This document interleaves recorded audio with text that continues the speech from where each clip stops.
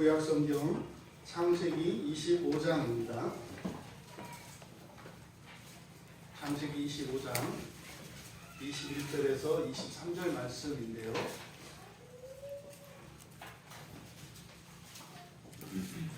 (19절부터) 23절까지 우리 같이 읽겠습니다. 창세기 25장 19절에서 23절까지입니다. 우리 같이 읽겠습니다.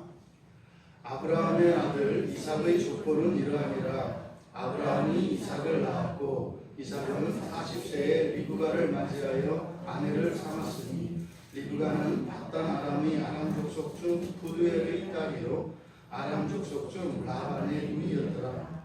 이삭이 그의 아내가 임신하지 못하므로 그를 위하여 여호와께 간구하매 여호와께서 그의 간구를 들으셨으므로 그의 아내 리브가가 임신하였더니 그 아들들이 그의 태 속에서 서로 싸우는지라. 그가 이르되 이럴 경우에는 내가 어찌할꼬 하고 가서 여호와께 묻자는데 여호와께서 그에게 이르시되 두 국민이 내 태중에 있구나. 두 민족이 내 복중에서부터 나누이리라. 이 족속이 저 족속보다 강하겠고 큰 자가 어린 자를 섬기리라 하셨더라. 아멘. 잠시 기도하겠습니다. 하나님 살아계신 것을 믿습니다. 하나님의 말씀이 진리요 생명의 말씀인 것을 믿습니다. 이 시간 하나님의 진리로 저희들을 새롭게 하여 주시옵소서. 예수님의 이름으로 기도하옵나이다. 아멘. 주님의 이름으로 복되고 거룩한 주일 예배에 참석하신 여러분 모두를 축복합니다. 하나님께서 오늘 이 시간 여러분들의 오늘 하루뿐만 아니라 또 이 한 주뿐만 아니라 여러분의 평생에 하나님께서 복 주시기를 원합니다.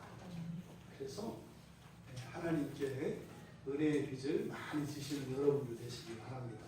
그래서 다른 빚은 지지 마시고 다른 사람에게는 빚지지 마시고 오직 하나님께만 은혜의 빚을 많이 지십시오.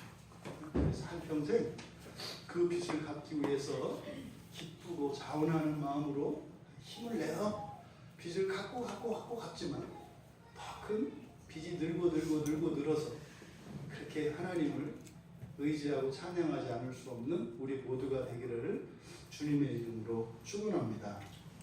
설교의 제목이 이럴 경우 어찌할꼬. 여러분들은 어찌하십니까? 이럴 경우가 도대체 무슨 경우인지 모르겠지만 난처한 경우인 것 같아요. 이럴 경우 앞으로 갈지 뒤로 갈지 앉아야 할지 서야 할지 뛰어야 할지 걸어야 할지 알 수 없을 때 이럴 경우 어찌할꼬. 이삭의 아내 리브가의 고백입니다. 오늘 본문이 우리가 읽은 본문의 내용은 그겁니다. 오랫동안 임신하지 못했던 이삭 부부가 하나님께 기도했더니 하나님이 임신시켜 주셨고 그것도 그냥 하나가 아니라 쌍둥이로 한꺼번에 둘을 주셨는데 그래서 좋다 그랬더니 뱃속에서 둘이 싸우고 난리가 나가지고 또 하나님 앞에 가서 이럴 경우 어찌할꼬 물었더라. 그랬더니 여호와께서 대답을 해주셨다. 요 이야기입니다. 간단한 사건으로 볼 수 있습니다만 이것이 실제로 여러분들의 삶 속에서 일어난 일이라면 결코 간단하지 않습니다. 왜냐하면 우리 인생에 일어나는 작은 사건도 그 사건 이전에 많은 일들이 있고 또 그 사건 이후에 그 일로 인해서 어떠한 결과들이 계속되기 때문입니다. 그래서 결단코 인생에서는 작고 가벼운 일이 없습니다. 모든 것은 크고 사실은 우리 인생에서 보면 생명이 오락가락하는 문제입니다. 작은 사건 안에서 하나로 사람이 죽기도 하고 살기도 하고 또 흥하기도 하고 망하기도 하기 때문입니다. 그래서 오늘 우리가 보는 이 사건이 과연 그렇게 심각하고 중요한 의미가 있는가 알기 위해서는 이 배경을 좀 우리가 알아야 합니다. 이 앞에 지금 우리가 읽은 25장 그 앞에 보면 23장에는 어머니가 죽은 기사가 나와요. 어머니가 127세 되어서 죽었습니다. 여러분 아시죠? 사라에게 이 이삭이라고 하는 이 아들은 91세 되어서 낳게 된 90에 임신해서 91에 낳게 되는 아들이고 더도 없습니다. 딱 하나입니다. 여러분들이 상상할 수 있지 않아요? 90에 아들을 얻었어요. 그 아들을 어떻게 대했을까는 뻔합니다. 이거는 진짜로 아마 흙 안 밟고 살았을 거예요. 업어주고 안아주고 메고 이렇게 다녔을 가능성이 많아요. 그런 아들입니다. 근데 그런 아들이 사라가 얼마나 아꼈겠냐고요. 얼마나. 어머니는 그냥 항상 언제 어디서나 찡한 게 어머니인데 이삭에게 어머니는 아마 훨씬 더 했을 겁니다. 훨씬 더 했을 겁니다. 그러니까 지금 어머니가 죽은 게 127세니까 대략 여기서 90일 빼면 나오잖아요. 36살이라고요. 여러분 36살에 어머니를 잃는 거 굉장히 빠른 겁니다. 보통 한 5, 60은 돼야 일반적으로 부모님이 돌아가셔요. 그러니까 지금 36 나이에 어머니를 잃었어요. 하나님보다 더 귀하게 이삭을 대했을 가능성이 많아요. 왜요? 아브라함조차도 아직 이들은 하나님을 온전히 알지 못합니다. 그리고요, 어머니 살아야 더 말할 나이도 없죠. 왜? 하나님 알기를 약간 밑보는 사라거든요. 그러니 하나님의 몇 갑절은 더 이삭을 그렇게 애지중지하고 키웠을 거라고요. 그런데 어머니가 죽었다고요. 23장에. 근데 지금 이삭의 상태, 어머니가 돌아가시던 그때 아직 미혼이었습니다. 여러분들이 이렇게 자식의 입장에서 보셔야 돼요. 36 나이에요. 근데 어머니가 36 먹도록 무슨 얘기 했겠어요. 맨날 결혼하는 얘기 분명히 했을 거예요. 더군다나 지금 아들 하나 낳았는데 소원이 뭐겠어요. 손자 보는 거예요. 손자 보는 거. 얼마나 얘기를 많이 했겠냐고요. 이삭아 강요하는 건 아닌데 알잖아. 나 봐라. 내가 지금 벌써 110, 120 이렇게 나이가 많아. 다른 건 아니고 이렇게 얘기를 했겠죠. 늘. 그러면 그냥 돌아가셨을 때 여러분들이 이삭의 입장이었다면 분명히 이삭의 마음속에는 죄책감이 있어요. 죄송한 마음이 있다고요. 딴 것도 아니고. 그 자식 하나 결혼해서 자식 하나 낳아드리지 못한 그것이 분명히 있었을 거라고요. 근데 사라가 예전에 하나님께서 찾아오셔서 아들을 주겠다고 했을 때 비웃었기 때문인지 아니면 이삭이 그래서 그랬는지 모르겠지만 어쨌든 죽을 때까지 친손자를 못 봐요. 그리고 나서 이제 어머니의 죽음에 대한 이야기가 23장에 있고 그리고 24장에 넘어가면 이제 아내가 죽자마자 아브라함이 막 서둘러요. 아들의 혼사를. 이삭의 혼사를 막 서두르는 모습이 나옵니다. 그리고 실제로 아내를 얻습니다. 아내를 얻어서 장가를 들여줘요. 근데 이상한 것은 막 이렇게 서두르는데 이상한 방식으로 결혼을 시켜요. 아내감을 구하는데 뭐라고 24장 7절에서 뭐라고 하냐면 천사가 알아서 선택해 줄 거니까 넌 갔다 오면 돼 이렇게 얘기한다고요. 종에게 아들의 며느리감을 지금 구하는데 굉장한 부자잖아요. 그 부잣집에 지금 며느리를 구하는 거예요. 근데 누구를 지목하는 것도 아니고 그냥 가면은 거기 가면은 내 고향에 가면 거기서 천사가 이렇게 우리 한국식으로 얘기하면 점지해준 여자가 있어. 아니 어떻게 알아요? 가면 알아. 어떻게? 그냥 가면 알아. 이렇게 이제 보낸다고요.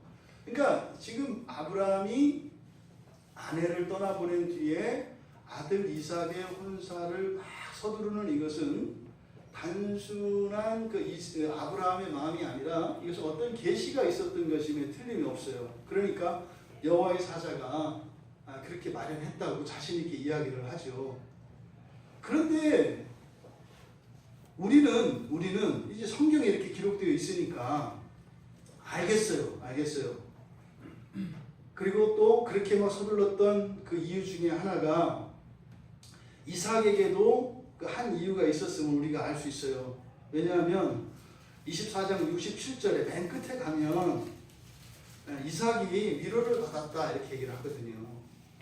그러니까 이삭이 굉장히 어머니를 잃고 상심에 빠졌던 것을 알 수 있어요. 얘 장가는 우울증 걸리겠다. 이러다가 이거 뭐 장가 뭐 이게 손자보고 이러는 게 아니라 이거 뭐 인간이 폐인이 되겠다. 뭐 이런 생각을 했던 것 같아요. 그러면 미루어 짐작컨대 아브라함은 분명히 하나님께 기도했을 거예요. 하나님, 뭐 하늘의 별거같이 바다에 모래같이 좀 관두고 이 짝이나 좀 맺어주세요. 짝이나. 제가 그 하나님 그 옛날에 하셨던 거 내가 그냥 이렇게 취소할게. 그냥 이렇게 얘 장가나 좀 들여주세요. 장가나. 지금도 지 어머니 잃고 지금 애가 시들시들한 게 맨날 지 어머니 치마 품에서 자라던 애라 이거 어떻게 할 수도 없고 하나님 장가나 보내주세요. 뭐 이렇게 했는 것 같아요. 그래서 이제 아마 계시를 주셨겠죠. 그런데 어쨌든 이렇게 서둔 이유 중에 하나가 이삭의 이런 큰 상심이 있어요. 그런데 그 뒤에 그러니까 이 이삭이 어느 정도로 이렇게 상심이 컸냐면 25장 20절에 보면 40세에 장가들었다고 하잖아요. 그러니까 지금 24장에서 이삭이 장가든 나이가 40이에요. 그러니까 36에 엄마가 돌아가셨잖아요. 37, 38, 39, 40이라고요. 3년 넘게 4년 동안 어머니를 못 잊고 있어요. 이삭이. 이런 사람들 우리나라 옛날에 뭐라 그래요? 효자라고 해요. 효자. 3년상 치르는 3년상. 이게 여기서 나왔나? 3년상을 치렀나 봐요. 그러니까 어머니를 3년 동안 그냥 눈물로 지냈나 봐요. 네? 밥도 안 먹고.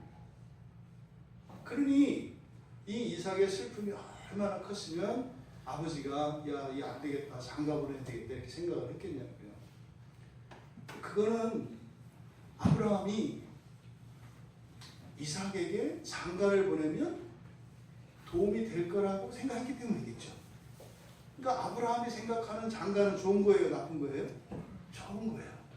엄마를 잃고 그렇게 애통이 하는 그 딸이 아니라 그 아들이 그 슬픔을 잊을 정도로 좋은 무언가가 이 결혼에 있는 거예요.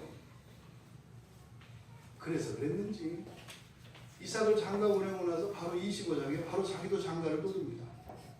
25장에 보면은 후처를 얻는 얘기가 바로 나와요. 장가를 좋아하게 됐나 봐. 그러니까 아들을 그렇게 장가 보내면 그 어머니를 이르는 슬픔에서 벗어날 수 있다고 생각을 했고, 근데 그것을 철저히 하나님의 계시에 기초한 거예요, 그렇죠? 왜? 특히 여기 이제 언약의 자손이기 때문에. 근데 의외인 것은 아브라함이 25장에 가서 후처를 얻는 사건이에요. 그리고 나서 죽습니다. 그의 장래에 대한 25장 앞부분에 또 그 후처 그두라를 얻어서 그에게서 이제 아들을 얻고 또 결국 죽은 이야기 이렇게 되어 있습니다. 근데 그 다음에 보면은 지금 아브라함의 정실인 사라 아내가 아니라 이제 후처들 나중에 얻은 이 그두라 그리고 사라의 몸종이었던 하갈에게서 얻은 자녀인 이스마엘 그 두 여인에게서 낳은 자식들의 이름을 여기 써요. 근데 그두라에게서 얻은 자식들은 아들이 6인데 그들 중 두 아들의 자손들만 기록을 해요. 손자들까지 이렇게 이름을 썼거든요. 근데 또 나머지는 쓰지는 않아요. 근데 이스마엘의 자손들을 기록할 때는 또 이스마엘에게 12아들이 있다고 쓰고 또 손자들은 쓰지 않아요. 족보상 하자가 있는 족보죠. 하자가 있는 족보예요. 그러니까 이 그두라를 통해서 낳은 이 자식들이나 하갈을 통해서 낳은 자식인 이스마엘의 그 자손을 쭉 쓰지 않고 이 하자가 있는 족보를 이렇게 썼다고요. 또 그두라의 경우에는 아예 떨어뜨려 보내버려요. 이렇게 아브라함에게서 난 자손들을 기록하는데 반쪽짜리 그 미완의 족보들을 이렇게 썼다고요. 그리고 나서 이제 이삭의 족보로 이어지는 겁니다. 그래서 19절에 보면 아브라함의 족보, 아브라함의 아들 이삭의 족보는 이러하니라. 이렇게 하면서 이제 아브라함의 정통성을 잇는 것이 이삭이라는 것. 여기서요, 아브라함의 뒤를 잇는 정통성, 이게 의미하는 바가 뭘까요? 아브라함의 뒤를 잇는다는 것, 이거는 하나님의 복이에요. 하나님의 복이 이삭을 통해서 흘러간다고 하는 그것을 얘기하는 거예요. 그러니까 지금 이제 이삭의 족보에 대해서 이제 19절에서부터 이야기를 하는 겁니다. 그러니까 이 언약의 복을 받는 자손이 누구다? 이삭이다. 이렇게 얘기하는 거예요. 이삭이다. 그럼 우리가 지금 하나님과의 사귐에 대해서 계속 얘기하는데 하나님하고 사귀면 뭐가 좋냐고요? 하나님하고 사귀면 뭐가 좋냐고요? 한마디로 뭐라고 하는 거예요? 언약의 복이라고 하는 거예요. 예수 믿으면 뭐가 좋아요? 그걸 일일이 얘기하려고 하지 마시고 언약의 복이라고 하시면 돼요. 언약의 복이 뭔데요? 이렇게 물어보시면 성경 보시면 돼요. 이렇게 하면 돼요. 그걸 막 외워서 하려고 하지 말고 이렇게 지혜롭게 예수 믿어서 뭐가 좋아요? 이제 여러분 여쭙는 거예요. 제가 언약의 복. 언약의 복이 뭐예요? 성경에 써 있어요. 그래, 알려주세요. 그러면 한글 모르세요? 이러면 되는 거예요. 그건 자기가 찾아야지. 복이 있는데도 그걸 입에 넣어달라고? 그런 사람은 넣어줘도 뱉습니다. 복은 그런 게 아니에요. 자기가 정말 그 복을 누리고 싶다면 가야죠. 있는데 알려줬으면 가서 찾아야죠. 여러분들에게도 예수를 믿고 그럼 예수를 믿는 자들에게 주신 언약의 복이 있습니다. 오늘 여기 왜 나오셨어요? 그 언약의 복을 누리려고. 또 지난 한 주 우리가 누렸던 그 언약의 복에 대해서 감사하려. 너무 감사하니까 더 감사하고 싶어서 우리에게 얘기할 뿐이야. 하나님이 알아들으셔. 우리가 대놓고 더 주세요 안 해도 하나님 그때 더 감사하고 싶네요. 왜 이렇게 감사가 왜 좋은지 몰라요? 또 하고 싶고 또 하고 싶네요. 이게 지금 예배하면서 일어나는 겁니다. 오늘 이 시간을 통해서 여러분들에게도 예수 믿는 자들에게 주신 그 언약의 복이 여러분들에게 물붓듯이 부어지기를 축복합니다. 그리고 그것으로 하나님의 영광을 찬양할 수 있는 우리 모두가 되기를 바랍니다. 근데 여러분 이렇게 언약의 복을 이어받는 이삭, 그 이삭의 조건은 이러하니라. 이제 그러면 아브라함에게 약속하셨던 그 복, 많은 자손들, 그래서 민족을 이룰 것이고 말이죠. 또 땅을 주실 것이고 말이죠. 거기에는 땅이라는 것은 단순한 그냥 황무지를 이야기하는 게 아니에요. 그 땅 안에 있는 모든 보화와 자원과 마르지 않는 생명수와 이 모든 것을 의미하는 것입니다. 여러분들에게 그 복이 주어져 있습니다. 여러분들은 아주 중요한 자리에 있으신 거예요. 그 복을 여러분들이 받으실 수도 있고 받지 못할 수도 있어요. 이게 이 기사의 내용이에요. 지금 여기에서 말하는 핵심이 바로 그거예요. 언약의 복을 받을 수도 있고 받지 못할 수도 있다는 거예요. 그거는 여러분 자유예요. 하나님은 여러분 모두 다 언약의 복을 받아 누리시기를 바랍니다. 보십시오. 이렇게 언약의 복을 상속받은 이삭의 상황이 굉장히 절박합니다. 말이 안 맞죠? 언약의 복을 받았는데 그 상속자가 되었는데 지금 이삭의 상황은 어떤 상황이라고요?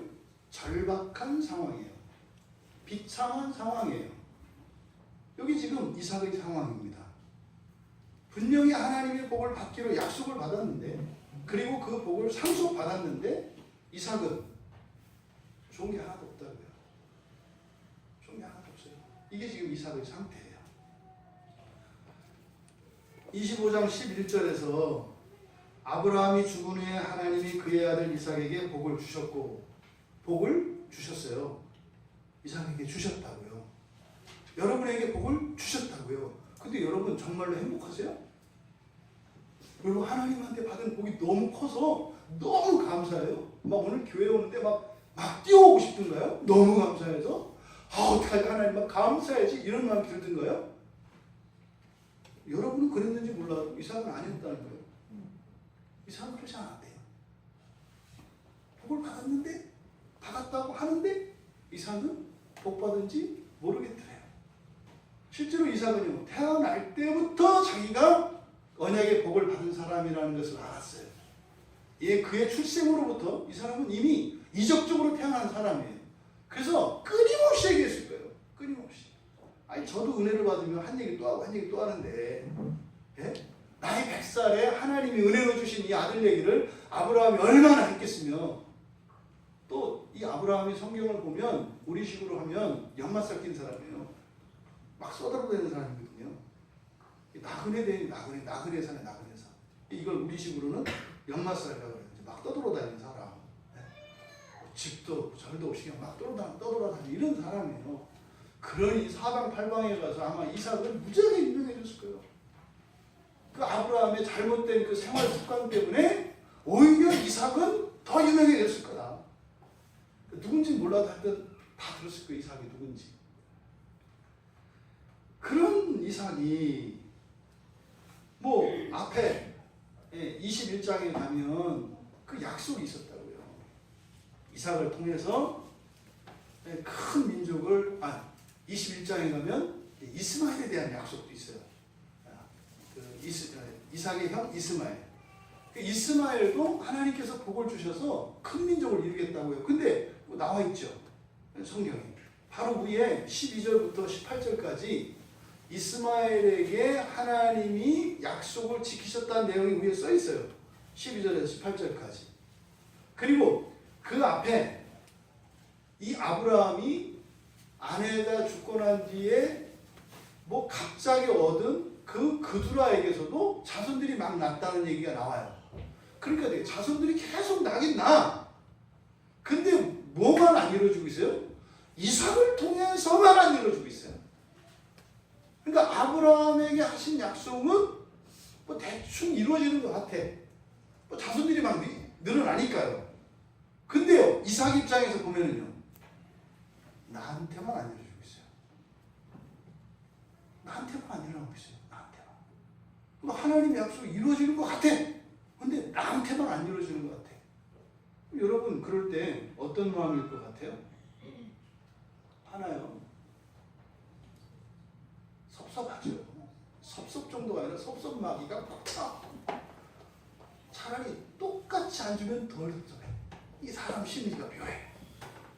근데 모세가 아주 의도적으로 다 기록해 놓은 거예요. 여기다가 이렇게 뭐 그두라에게도 뭐 아들의 손자까지 낳고 이스마엘도 12자식이나 가지고 이렇게 해놓은 거예요. 그럼 여러분 이 상황 속에 있는 이삭을 생각해 보시라고요. 근데 지금 이삭이요, 뭐라고 했다고요? 40의 아내를 맞았는데 21절에 뭐라고 되어 있습니까? 한번 같이 읽어볼까요? 시작. 이삭이 그의 아내가 임신하지 못하면. 여기까지만. 이게 어쩌면 여러분 가운데 어떤 사람의 처지일 수도 있어요. 임신하지 못하였어요. 이 상황일 수 있어요. 이게 지금 복을 받았지만, 상속자가 되었지만 절박한 상황에 처해 있는 이삭의 입장이다 이 말이에요. 여러분, 이삭이 얼마나 절박한 상황인지 여러분들이 이렇게 좀 객관적으로 좀 보셔야 돼요. 너무 이삭을 믿음의 조상을 이렇게 띄워놓으면, 영으로 세우면 그 다음부터는 어떻게 돼요? 아파도 아프다고 하면 안 돼. 욕먹어. 영이 그런 거 갖고 아프다고 그러면 어떻게 참아야지. 안 그래? 또 실수가 조그만 실수도 수 있으면 안 돼요? 아니 믿음의 족장이 그런 실수가 있으면 어떡해. 절단이 나거든요. 그러니까 어떻게 해요? 죽어나는 거예요. 어제 뭐 우리 집사님 잠깐 얘기를 나눴습니다. 교회 안에서 그런 일이 있어요. 여러분들이 신앙생활 열심히 해요. 네? 아주 그냥 죽도록 일을 해요. 그럼 어떻게 해야 돼요? 언제나 기뻐야 돼요. 그런 사람들. 그리고 안 되는 일이 있으면 안 돼. 뭐 하라고 그러면 예스 하고 그냥 바로바로 해야 되고 계속 하라면 계속 해야 되고 그래야 되고 그러던 사람이 조금이라도 오늘 일이 있어서 그런 거 어떻게 안 되는 거예요. 그럼 되나? 위대한 사람이 모든 게 뛰어나고 항상 일관되고 그래서 항상 존경받을 수 있는 사람이어야지. 여러분들이 그 입장이 되면 그렇게 힘들어하면서 왜 성경의 인물들은 자꾸 이렇게 올려놓느냐고요. 그러지 마세요. 너무 잔인한 거예요. 남들 보기 쉬워 보이는 일도 오래 계속 그 일을 하는 사람에게는 굉장히 힘들어요. 여러분도 힘드시잖아요. 계속 예배드리기. 몇십 년을 계속 예배드리고 어렵잖아요. 그러니까 교회 안 다니는 사람들 우리가 맨날 좋아서 오는 줄 알아. 그죠? 뭐 교회 갈 때 맨날 신나고 좋고 막 이러는 줄 알아. 아니잖아요. 어렵거든요. 이게. 계속 온다는 게 어려운 거예요. 어느 누구도 예외가 아니에요. 여러분. 이삭을 여러분들이 그냥 이게 성경 속에 있는 인물로 보지 말고 여러분 주변에 있는 이삭을 좀 그냥 여러분 주변에 있는 어떤 친한 사람, 이웃, 교회 지체 이렇게 보셔야 이 성경이 진짜로 이렇게 나에게 온다고요. 이거 위인전이 아니잖아요. 이삭이라고 하는 이름을 가진 여러분 옆에 있는 누군가에 대한 이야기거든요. 사실은 이게 나일 수도 있고 말이죠. 그럼 이삭을 좀 우리가 살펴봐야 돼요. 살펴봐야 됩니다. 여러분 생각해 보세요. 이삭이 40살이 되도록 거의 4년 가까이 어머니를 잃어버린 여기서 극복하지 못했다고요. 그러면요 잠도 못 잤을 거고요. 자다가 밖에 나와서 하늘에 별 보는 일이 별 보던 밤이 숱했을 거예요. 아마. 네? 여러분들이 사랑하는 사람을 잃어본 사람들은 그걸 알아요. 뭐 정 안 되면 연애하다가 헤어졌든지 지나가다가 이렇게 잘생긴 사람만 봐도 이렇게 오버랩 되잖아. 그 사람 맞나? 뭐 이렇게 보이잖아. 그것이. 그럼 이 4년 동안에 깊은 슬픔에서 헤어나지 못하던 이삭이 이제 리브가와 결혼을 하고 나서 이제 간신히 벗어났어요. 그럼 사실 이삭이 소망을 좀 가졌지 않겠어요? 이제 하나님이 나한테 복을 주시려나 보다. 근데 문제는요, 결혼하고 나서 20년 동안 아이가 안 생겼어요. 왜요? 뒤에 가보면 26절에 가면 60세에 낳았다 그래요. 여러분 20년 불임이면 어떻게 되는지 아세요? 20년 불임? 이거는 뭐 굉장한 거죠. 굉장히 치명적인 약점이고요. 여자에게는. 남자에게도요. 이거는 저주예요. 더더군다나 이삭은 누구예요? 하늘의 별과 같이 바다의 모래같이 많은 자손을 주시겠다는 약속을 받은 사람이에요. 그래서 마침내 하나님의 계시에 따라서 결혼을 했으니까 이제는 줄 알았어요. 20년 동안 아이가 안 생겨요. 그런데 다른 애들은 막 생겨. 줄줄이 막 생겨. 이게 지금 이삭의 절박함입니다. 그런데요, 게다가 모세는 이 사건을 기록을 하는데요. 지금 25장의 순서가 어떻게 되어 있어요? 아브라함이 25장에 후처를 맞이한 이야기가 나와요. 그리고 그 후처 그두라에게서 자식을 낳은 얘기가 나와요. 그 다음에 12절부터는 이스마엘의 자식들 낳은 얘기가 쭉 나와요. 그 다음에 이삭이 결혼하고 아이가 없다가 기도해서 아이를 낳은 것처럼 지금 진술하고 있잖아요. 이거는 시간적 순서가 아니에요. 시간적 순서 꺾은 거라고요. 사실은요, 아브라함 죽기 전에 아들을 낳아요. 127이니까 100살 차이 난다고요. 아브라함하고 이삭하고. 그러니까요. 이미 아브라함이 죽기 전에 이삭은 에서와 야곱이라고 하는 쌍둥이를 먼저 낳았어요. 그때 애들 나이가 15, 16 이렇게 된다고요.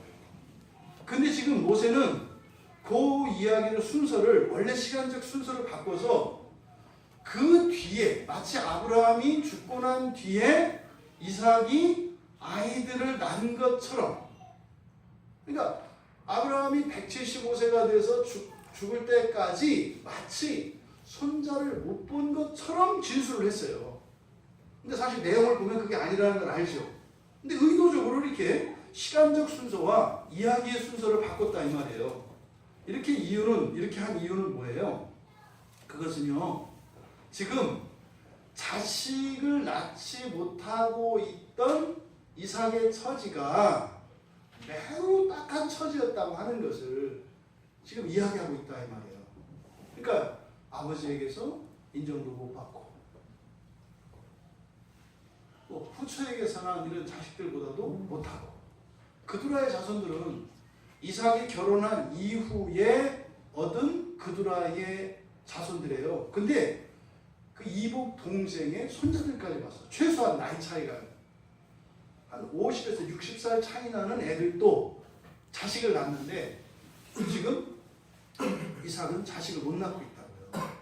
그러니까 굉장히 딱한 처지였다는 것을 부각시키기 위해서 모세가 이런 실제 시간적 순서와 다르게 이야기의 순서를 바꿨다.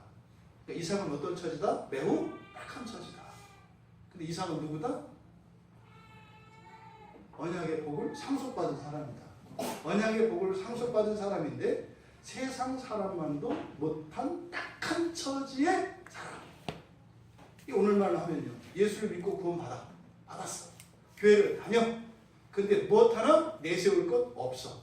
내세울 것 없는 정도가 아니라 일반 사람들이 사는 삶에 미치지도 못해. 이게 지금 이삭의 상태. 이게 지금 모세가 이삭을 이렇게 얘기하는 거라고요. 되는 일이 없는, 복은 그만두고 뭐 하나 제대로 된 게 없는 이런 인생으로 지금 이야기를 하고 있다는 말이에요. 근데 이 집안이 문제가 있는 집안이에요. 이삭의 아버지가 아브라함이잖아요. 아브라함 아버지가 데라잖아요. 그럼 앞에 창세기 11장 26절에 보면 이삭의 할아버지 데라가 아버지 그 아브라함 그리고 그 형제들을 낳을 때 보면 70살에 처음 나요. 이 집이 손이 귀한 집안이야.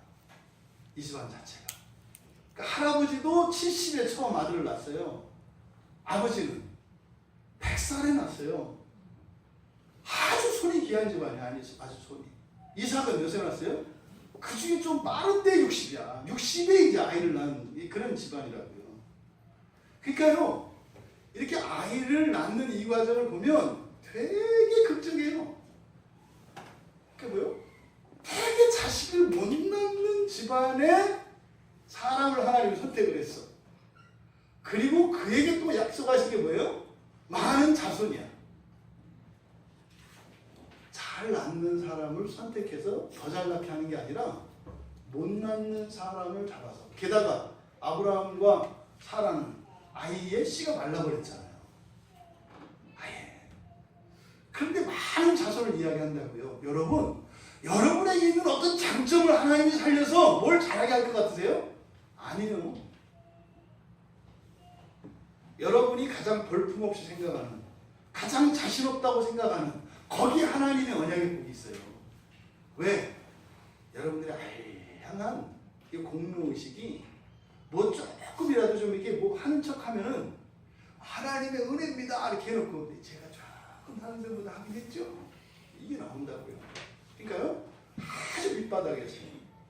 그러니까 사실 여러분들의 인생에서 하나님이 주시는 이 언약의 복이 싹 트는 자리는 어디예요? 싹이 있는 자리가 아니라 싹이 없는 자리예요. 싹이 파란 자리가 아니라 싹수가 노란 자리에 언약의 복이 있어요. 여러분들이 착하고 의로운데 하나님의 언약의 복이 있는 것이 아니라 여러분들의 죄되고 못나고 위축되어 있는 그 자리, 여러분들이 부끄러워하는 거, 수치스러워하는 거, 자신감 없는 거, 포기한 거, 절망한 거, 거기에 언약의 복이 있다고 하는 사실을 기억하시기 바랍니다. 근데 자꾸 우리는요, 나에게 어떤 싹이 있는 거에서 뭔가를 기대해요. 그건 언약의 복이 아니에요. 하나님이 주신 언약의 복은 무에서의 창조입니다. 여러분, 여러분에게 있는 거 누리십시오.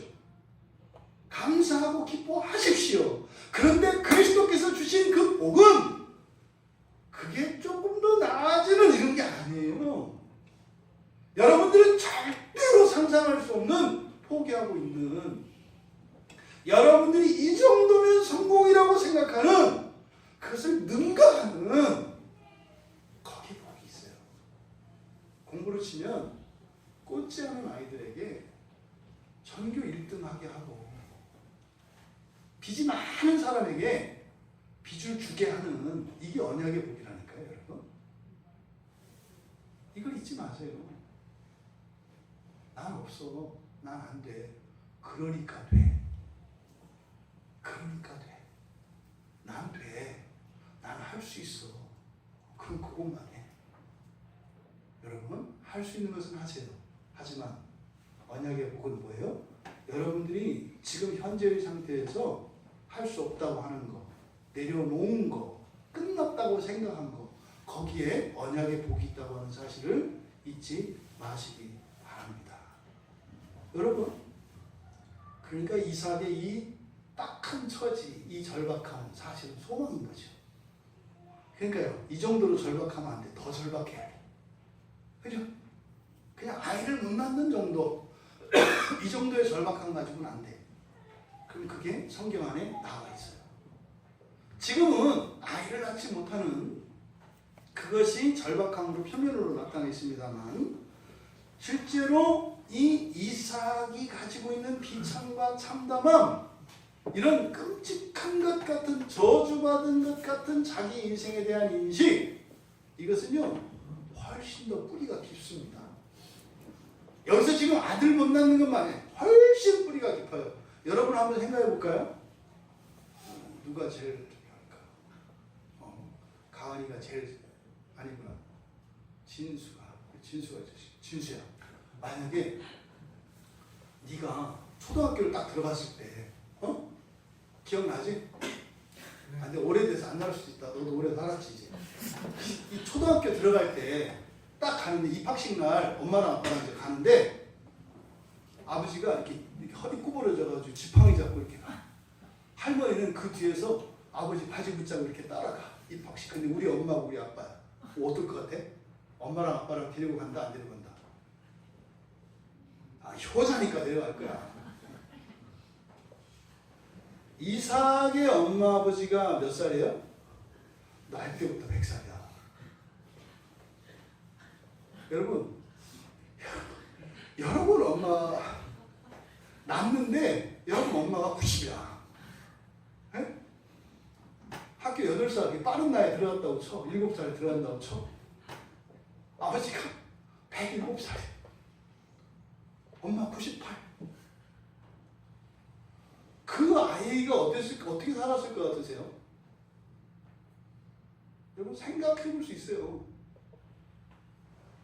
할아버지, 할머니 중에서도 큰할아버지, 큰할머니도 그 나이야. 다른 애들은. 근데 우리 엄마, 우리 아빠야. 이게 우리는 와, 할렐루야, 하나님이 하셨습니다. 예? 그 생기가 끊긴 그 불모와 같은 사라에서 아이를 낳으셨습니다. 할렐루야. 여러분이 이삭이 되보라고 할렐루야 소리가 나오나? 100살 된 아버지에게서 태어난 이삭은 뭐냐고요? 하나님 할렐루야 하려고 나를 그런 아들로 태어나게 한 거 여러분 기쁘시겠어요? 섬찟한 거예요. 저도 그 생각 안 해봤거든요. 이삭의 생각을 안 해본 거예요. 왜냐하면 제가 초등학교 5학년 때 우리 어머니 나이를 기억하는 40대였는데 굉장히 부끄러웠어요. 옛날에 호구조사 많이 했잖아요.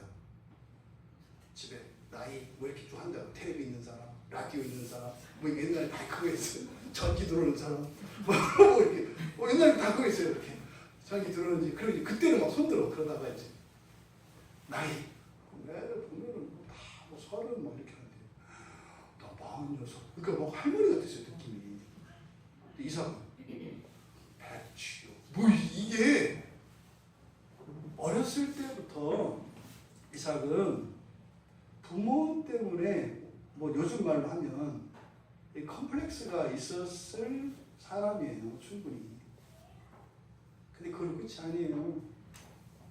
22장 가면 그 노인네 된 아버지가 자기를 제물로 바쳐 돌아가시는 거죠. 내가 그동안 꼭 참고 살았는데 이 노인네가 뭐 믿음의 조상이라 뭐라나 그래서 나를 갖다가 제물로 바치겠대. 완전히 지 맘대로 하네. 100살에 나를 나누더니 그때 내가 꿋꿋이 참고 살았어. 그랬더니 이제는 제물로 드리겠대. 자기는 믿음의 조상이래. 여러분, 이삭에게는 그런 얘기가 다 끔찍한 얘기예요. 주위 사람들이 니네 아버지는 어쩌면 이렇게 믿음이 좋냐? 니네 아버지는 믿음이 좋아라. 여러분들이 제물이 돼서 가보라니까요. 이삭은 순종의 아들이고 예수 그리스도에서 모범이어서 아브라함이 갔다 할 때 그냥 양과 같이 아무 저항도 않고 청년인데 그냥 묵묵히 죽으려고 할렐루야. 그런 거짓말 아니세요? 이삭도 재단에 왜 누웠는지 몰라요. 그냥 누운 거예요. 우리가 가끔 우리 인생을 돌아볼 때 스스로 대견스러울 때가 있어요. 내가 어떻게 이렇게 믿음 있는 것처럼 그런 행동을 했는지 나도 몰라요. 지나고 보니까 그렇게 했어요. 하나님이 하신 거죠. 하나님이 그 혈기 펄펄 넘치는 이삭을 딱 잡으신 거죠. 안 그래도 부모에 대해서 불만이 있는 이삭인데 그걸 잡아다 지금 하나님께 제물로 드리겠다고 산제물로 드릴 때 이상하게 이삭의 마음속에는 분노도 안 일어나고 섭섭한 마음도 없어요. 어쩌면 비관해서 그랬을 수 있어요. 그래, 이렇게 죽는 게 낫지. 그래, 내가 인생 괴로웠다. 이제 끝내자. 이런 마음이 있었을 가능성이 충분히 있어요. 이삭이 그렇게 살았다고요. 게다가요, 아버지와 엄마는 별거였어요. 같이 안 살았다고요. 알콩달콩 산 가정이 아니에요. 노년의 아들을 얻어서 부부간에 우애가 좋고 사랑이 있어서 아들 때문에 그 이전까지는 뭐 이러다가 아들 생기고 나서 가정이 부부가 화합해서 사랑을 회복하고 그렇게 살지 않았어요. 23장 2절에 보세요. 23장 2절에 가면 사라가 죽었을 때 아내가 죽었잖아요. 아내가 죽었는데요. 2절에 가보면 사라가 가나안 땅 헤브론 곧 기럇 아르바에서 죽음에 아브라함이 들어가서라고 하는 것은요, 딴 데 있었다는 거예요. 임종을 못 봤어요. 아브라함은 자기 아내의 임종을 못 봤어요. 여러분, 고대 사회에서는 임종이 기본입니다. 고대 사회에서는 생활 관계가 이렇게 넓지 않다고요. 가족 중에 누가 죽으면 임종을 본다고요. 유언을 듣고 하는 거예요. 근데 아브라함은요, 아내가 죽는 걸 못 봤어요. 죽고 나서 기별을 들었어요. 그리고 갔다고요. 따로 별거했어요. 여러분, 이게 지금 이삭이 살아왔던 인생이에요. 그리고 심지어 24장 62절에 보면 이삭은 어디 있었다고요? 부엘라 헤로이에서 왔으니 그가 네게부 지역에 거주하였다. 네게부 지역이라고 하는 것은 이스라엘의 맨 밑에 광야, 이 사막 지역입니다. 맨 밑에 있는 지역이에요. 그러니까 헤브론하고 거리가 멉니다. 그러니까요, 이삭도 부모님하고 함께 살지 않았어요. 되게 불쌍한 사람이에요. 엄마 아버지도 별거하고요. 이삭도 따로 떨어져서 살고요. 이게 이삭의 인생이에요. 나중에 그래서 어머니 죽고 나서 장례 치렀는데 아버지는 또 다시 그들 얻고 살림 차리고 알콩달콩 살았다고. 왜? 애들이 막 생겨. 재밌나 봐. 이삭이 어떻게 했냐고요. 여러분, 이삭의 이런 비참함, 이런 답답함, 이것은 우리들이 쉽게 생각할 수 있는 그게 아니에요. 그리고 심지어 결혼을 했잖아요. 결혼을 하고 쌍둥이를 낳았다고요. 에서와 야곱 둘을 낳았어요. 그리고 이제 15년 뒤에 아버지 아브라함이 이제 조상들에게로 돌아갔다, 죽었다는 거거든요. 그때까지 이삭은 행복하지 않았어요. 단지 결혼했을 때 잠깐 위로는 얻었어요. 근데 그뿐이었어요. 왜? 20년 동안 자식이 안 낳거든요. 처음엔 좋았다가 말았다 이 말이에요. 좋았다 말았다고. 될 듯 했다가 안 됐다고. 여러분 신앙생활 하다 보면 그런 거 나와요. 될 듯 하다 안 된다고요. 오래 간다고요. 그러니까 어떻게 해요? 떠나서 살았다니까요. 교회 안 나오잖아요. 처음에 와가지고 막 될 듯해. 막 이렇게 기도하면 되고 하나님 막 줘. 되나 보다. 이렇게. 근데 거기에서 이렇게 더 나아지진 않아. 그럼 어떻게 해요? 떠나는 거예요. 아래로 내려가서 살았다고요. 네게부에. 이 네게부가 아브라함이 내려가는 그 남방이에요. 남방. 네게부. 아예 거기서 살았다고요. 그런데 비로소 25장 11절에 이 말씀은 되게 의미심장한 거예요. 아브라함이 죽은 후에 이삭에게 복을 주셨다. 이게 무슨 말이에요? 이삭이 아버지가 죽고 나서야 숨을 쉬었다는 얘기예요. 죽기 전에 아들을 낳았다니까요. 15년을 살았다니까요. 근데도요, 이삭의 마음속에는 응어리가 풀어지지 않았다고요. 나중에 장례 치를 때 온다고. 장례 치를 때. 그러니까 아버지에 대한 정은 있는 거죠. 당연하지. 아버지인데 자식이. 근데 어떻게 해요? 미웠던 거죠. 분명히 미워했어요. 분명히. 그리고 그 미움을 극복하기 어려웠다고요. 근데요, 죽고 나니까 와요. 죽고 나니까. 죽고 나서 사람 이렇게 즐깁니다. 여러분, 누구 미운 사람 있으세요? 죽기 전에 화해하세요. 무덤에 가서 화해하면 되게 어렵습니다. 무덤에 가서 사과하고 무덤에 가서 미안하다고 하려면 그거 되게 어렵습니다. 그리고 그렇게 개운해지지 않아요? 살아있을 때 보세요. 어렵게 살고 암만 좋게 살아봐야 100년이에요. 어려워야 얼마나 어렵겠어. 50년 전, 60년 전처럼 어렵겠어요? 뭐 요즘에 암만 어렵다고 사람들이 쓰레기 뒤지고 이런 얘기 들어본 적 없어요. 옛날에 중국집 구정물통 뒤져서요 먹고 그랬어요. 암만 어려워도 그렇게 안 하잖아요. 여러분들이 암만 경제적으로 쪼달리고 뭐 어떤 사람 아주 악하고 이렇다고 해서 미워하고 그러지 마세요. 나중에 죽고 나면 그때가 미안해 뭐 이럴 거거든요. 울지 마. 그때 지금 웃어요. 그때 울지 말고 지금 웃어라. 원망, 미움 이런 거 하지 마세요. 인생 그렇게 길지 않아요.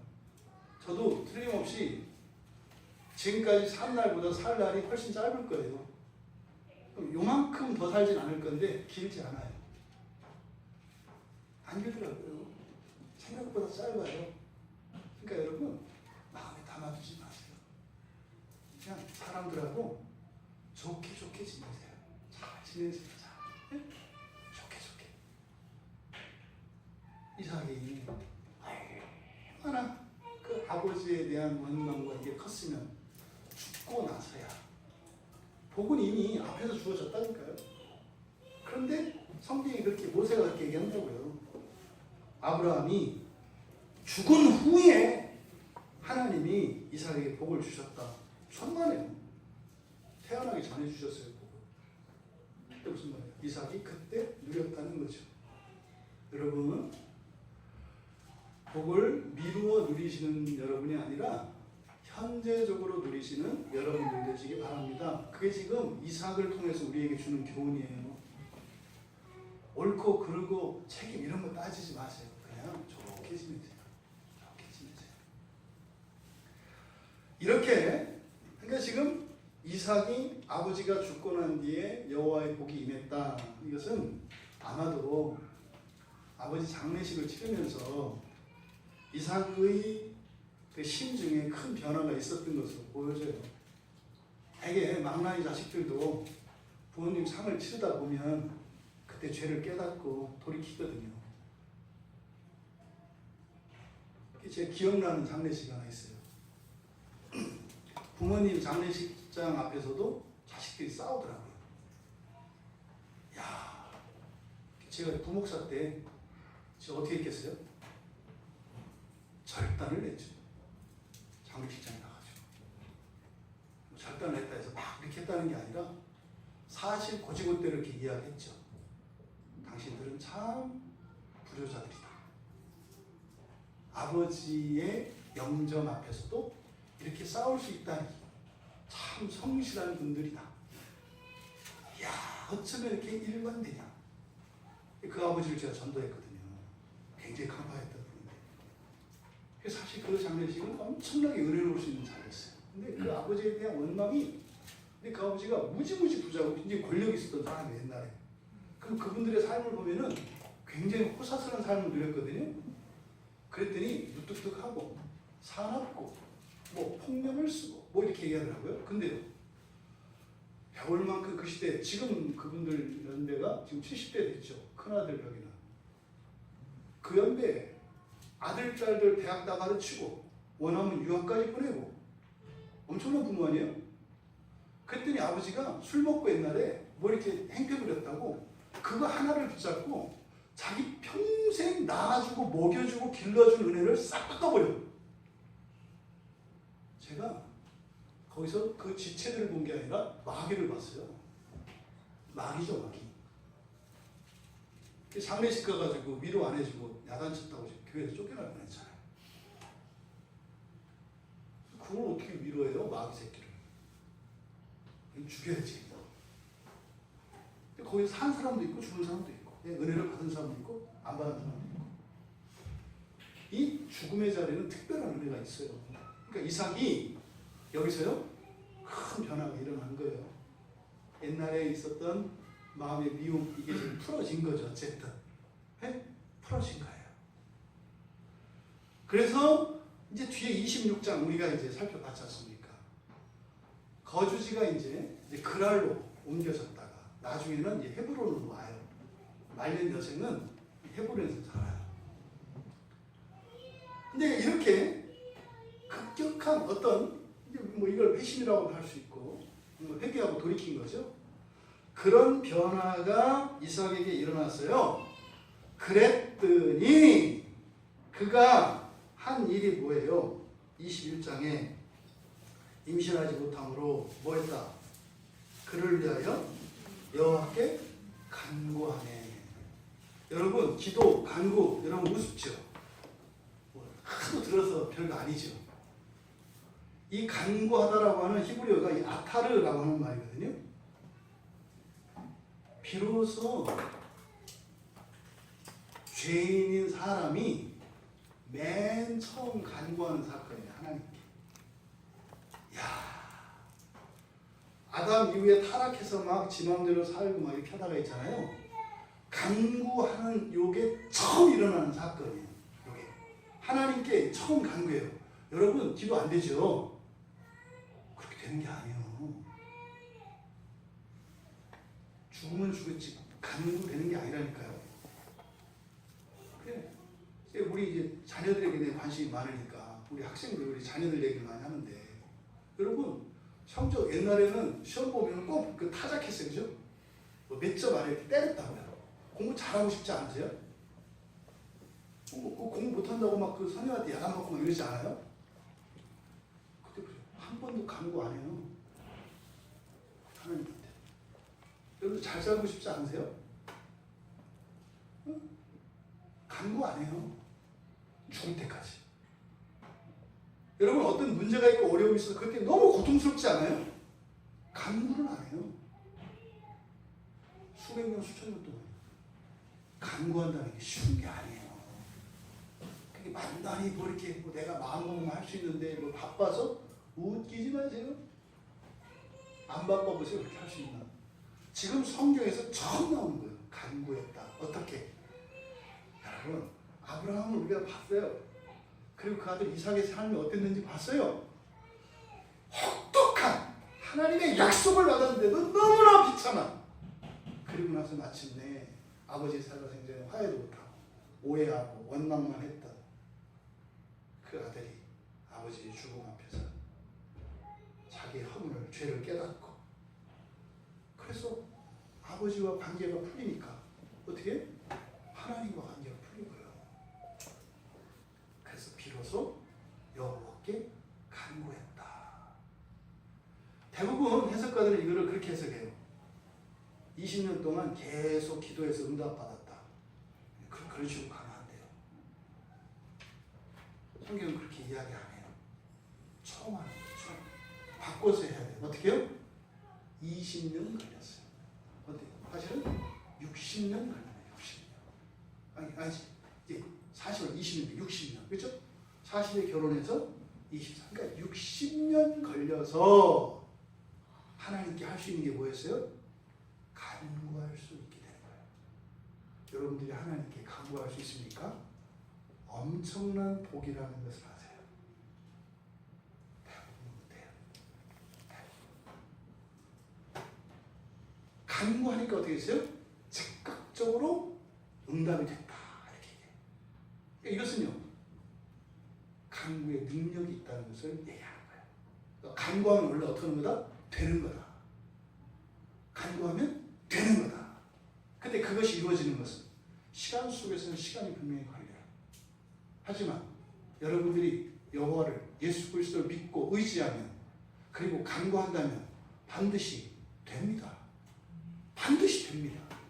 그런데 간구하지 않고 내 생각으로 내 방식으로 사람의 방식으로 하려고 하죠. 절대로 안 됩니다. 60년, 600년 안 됩니다. 왜? 언약의 복을 누려야 되는 사람이기 때문에.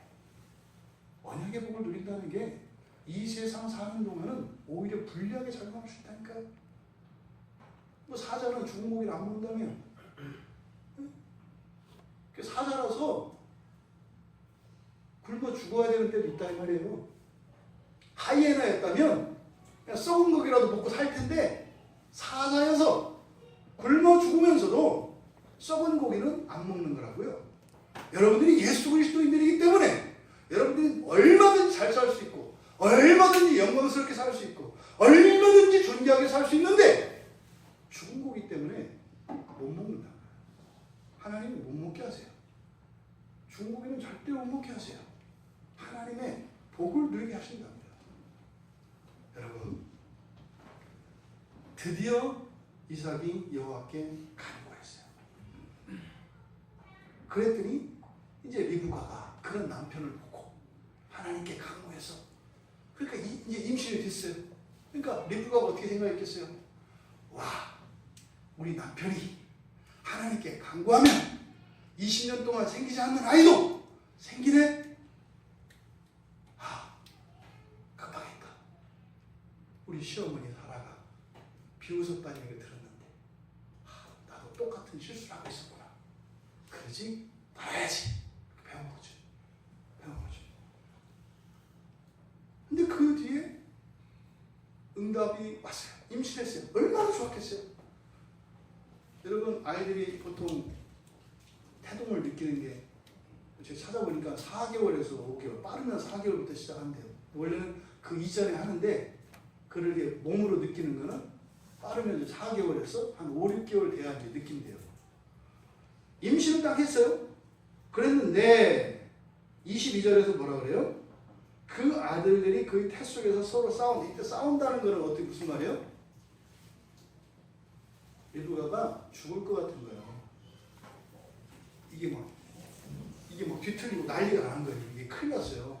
이건 애들은 관두고 산모가 죽게 생긴 거예요. 이게 지금 오죽하면 싸운다고 그랬겠어요. 그러니까 지금 임신한 임산부가 뱃속에 있는 이 아이의 태동 때문에 고통이 너무나 크고, 이건 그냥 예사로운 고통이 아니라 이거는 심각한 거예요. 그래서 리브가가 한 말이 뭐예요? 이럴 경우에는 내가 어찌할꼬? 이럴 경우에는 내가 어찌할꼬? 하나님의 언약의 복으로 씨가 나한테 임했어. 근데 그게 기쁘고 즐거운 게 아니라 고통스러워. 얼만큼? 죽을 것 같지. 이럴 경우 어찌할꼬? 여러분들이 예수를 믿고 살아가는데 인생이 어려워. 그만두고 싶어. 아무것도 아닌 것 같아. 그때 뭐라 그래요? 이럴 때 어찌할꼬? 요즘 같으면 어떻게 되세요? 산부인과 가서 그냥 임신 중절하겠지. 법도 바꿔준다니까. 얼마나 좋은 나라인지 몰라. 편안히 할 수 있도록 법도 바꿔주고 보험으로 다 이렇게 할 수 있도록 해준대. 역설법이에요. 나쁘다고 얘기한 거예요. 나쁘다고. 어찌할꼬? 여러분 신앙을 내려놓고 싶을 때 있지 않았어요? 신앙생활 그만하고 싶을 때 있지 않았어요? 지금 교회 바깥에 그런 사람 수두룩 빽빽합니다. 이런 경우에 어찌할꼬? 교회 가지 않으면 되겠다. 예수를 부인하면 되겠다. 이런 사람들이 많죠. 근데 리브가는 어떻게 했어요? 가서, 이 가다 이 말이 뭐예요? 여기 하라크예요. 여기 하라크. 재밌잖아요. 이때 야라드 한 게 아니라 어떻게? 하라크. 리브가가 시험을 이겼지. 만약에 야라드 했다면 옛날에도 분명히 임신 중절을 시키는 방법이, 낙태시키는 법이 있었을 겁니다. 네. 이거는 여성들이 이게 본능적으로 알아요. 네. 낙태는 안 가르쳐줘도 알아요. 저도 낙태 당할 뻔했다. 아들 낳고 딸을 7을 낳았어요. 그래서 또 우리 아랫집에 저랑 같이 태어난 애, 같이 살아나는 아이가 있는데 그 집도 뭐 이렇게 뭐 점쟁이 누가 얘기했는데 딸이라고 그랬대. 그래서 둘이 의기투합해가지고 옛날에는 뭐 이렇게 배를 이렇게 묶기도 하고 숨 못 쉬어 죽으라고 애기를 그렇게 임신 낙태시키는 거고 이렇게 배를 한껏 그 여성들 뭐죠? 코르셋?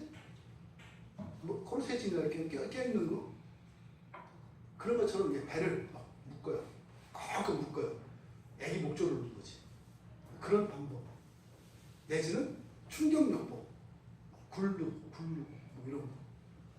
저도 낙태시키려 이렇게 그 밑에 집 아줌마가 둘이 우리 어머니 의기투합해가지고 딸 없애려고 내려가다가 우리 외할머니가 태몽을 꾸시고 나를 구원하러 오셨잖아. 하나님의 천사야. 아들이다.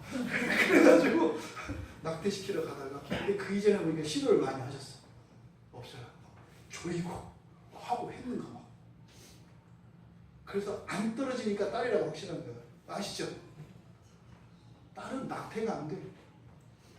아들들은 조금만 해도 낙태돼서 죽어버리는데 딸들은 죽어도 안 죽어. 그러니까 시도를 했는데 안 죽어가지고 이거 딸이라고 확신한 거예요. 근데 이제 외할머니가 오셔가지고 아들이다. 이제 어떤 태몽을 꾸셨대요. 그래가지고 살았잖아요. 낳았는데 죽어서 낳대 제가. 네. 거의 죽어서 낳대 죽어서. 이제 막 해가지고 할아버지 어려서부터 그냥 막 녹용이야 뭐야 막 그냥 했다 막 퍼먹였대. 죽을 것 같아서 한 달 동안 목욕을 못 시켰대요. 잘못될까 봐. 여러분 여기서요. 이렇게 만약에 리브가가 저는 임신 안 해봐서 몰라요. 이럴 때 설교자의 한계를 느끼고 이런 거는 그 여자들이 설교하면 좋을 것 같아요. 임신했을 때 이게 감이 안 와. 한번 해봐야 뭐 회충이나 이런 거밖에 없어서 뭐 생명이라고 이 안에 뭐가 있겠어요. 근데 죽을 고통인 거예요. 임신한 상태에서 막 배가 찢어질 듯이 아프고 낙태한 것처럼 아프고 막 이 죽을 듯이 아픈 거예요. 그럼 어떤 조치를 취했을 텐데 그렇게 안 하고 어떻게 했다고요? 하나님 그랬다고요. 여호와께 가서 물었다고요. 하나님 저 어떻게 해야 돼요? 하나님 저 어쩌면 좋아요? 오도 가도 못하게 되고 죽게 됐는데 나 어쩌면 좋아요? 리브가가 이렇게 물어봤다고요. 그랬더니 여호와께서 대답해 주셨대요. 내 안에 쌍둥이가 있다는 이야기예요. 이 얘기는 다음 시간에 하겠습니다. 기도하고 우리 이 말씀을 생각하면 여러분 이삭의 경우처럼 또 리브가의 경우처럼 이럴 경우에 어찌하면 좋을까? 하나님 나 어쩌면 좋아요? 나는 어쩌면 좋다고? 집사님 나는 어쩌면 좋아? 목사님 나 어떻게 해야 돼요? 이렇게 도저히 벗어날 길이 없는 그때가 있습니다. 그때 성경은 우리에게 가르쳐줍니다. 하나님께 간구하라. 간구한다는 것은 간절히 기도하는 게 아니에요. 이 간구하다라고 하는 말은 요청하는 거예요. 필요한 것을 달라고 하는 거예요. 나 이것이 필요합니다. 왜? 아버지니까. 아버지니까. 그리고 예수 안에서 언약의 복을 주셨으니까 달라고 하라는 거예요. 하나님 나 이거 주세요.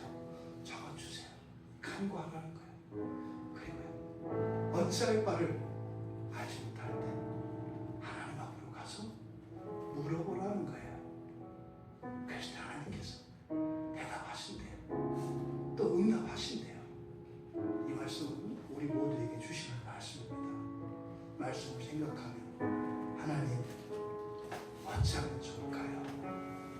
이럴 때 지난날 우리들이 했던 실수를 반복하지 않도록 은혜를 달라고 우리 같이 기도하겠습니다.